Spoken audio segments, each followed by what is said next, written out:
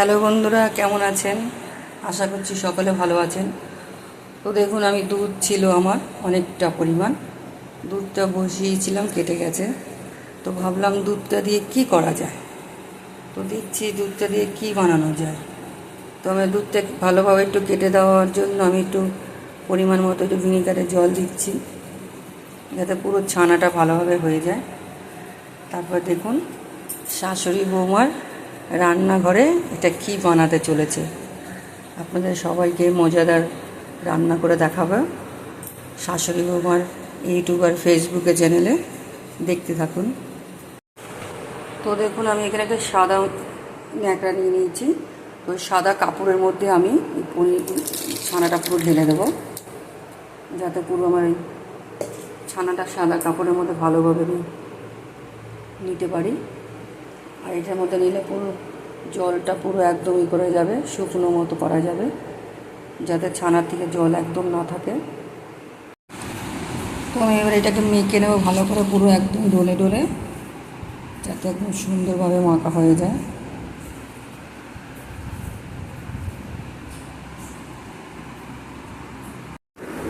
তো আমার অনেকটা কিছুটা মাখা হয়ে গেছে। আমি এখানে কিছুটা গুঁড়ো দুধ অ্যাড করে দিচ্ছি, যাতে আরও স্বাদটা খুব ভালো হয়। গুঁড়ো দুধ দিয়ে নেবো, একটু ভালোভাবে মেখে নেবো। গুঁড়ো দুধ দেওয়ার পরে হালকা একটুখানি ময়দা ছিটিয়ে দেবো, নামমাত্র একটু সামান্য একটু ময়দা দেবো হালকা করে, যাতে যে জিনিসটা বানাবো সেটাকে ধরে রাখতে পারে। ছানাটা প্রায় একদম মাখা হয়ে গেছে, রেডি হয়ে গেছে। দেখুন, তারপরে দেখুন এবার আমি কি বানাতে চলেছি।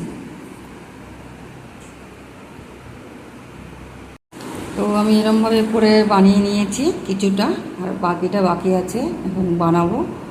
তো আমি এটাকে তৈরি করবো হলো রসমালাই। রসমালাই দুধে করবো, ঠিক আছে? আমি দুধ মালাই করবো আর কি। ওই জন্য এখনও কিছুটা বাকি আছে, বানিয়ে নিচ্ছি। দেখুন, আমি সবগুলো এভাবে বানিয়ে নিয়েছি। প্রথমবার তো ওই জন্য অল্প করেই করলাম, দেখি কীরকম হয়।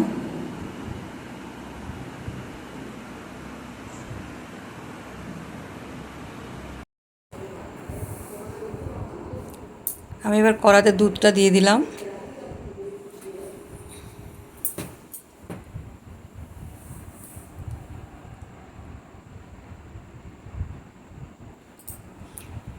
দুধটা প্রায় হয়ে এসছে।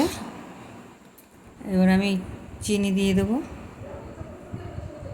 একটু এলাচ ফাটিয়ে দিয়ে দেবো।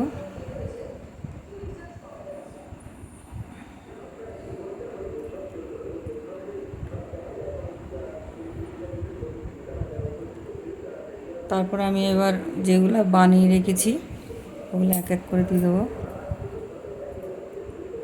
আমি এবার নাড়াচাড়া করে নিচ্ছি দুধটাকে।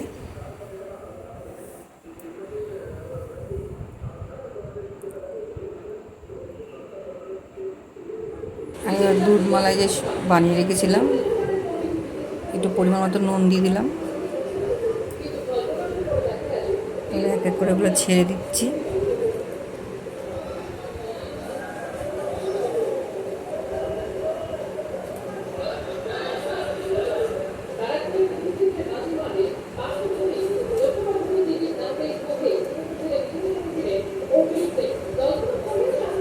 আমি ছেড়ে দেওয়ার পরে ওগুলো সব একটু নাড়াচাড়া দিয়ে একটু ফুটতে দিয়ে দেবো।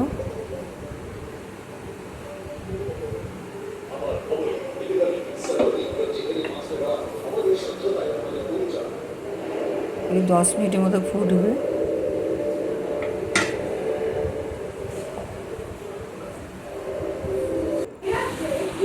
প্রায় ফুটে পুরো ঘন হয়ে গেছে। আমি এবার নামিয়ে নেব।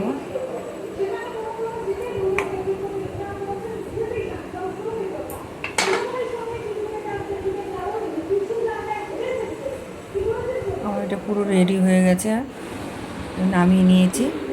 দেখুন, আপনারা এইভাবে করে খাবেন, খুব ভালো হয়েছে খেতে, খুব মজা লাগবে। আমার এরকম দুধটা দিয়ে আমি বানিয়েছি।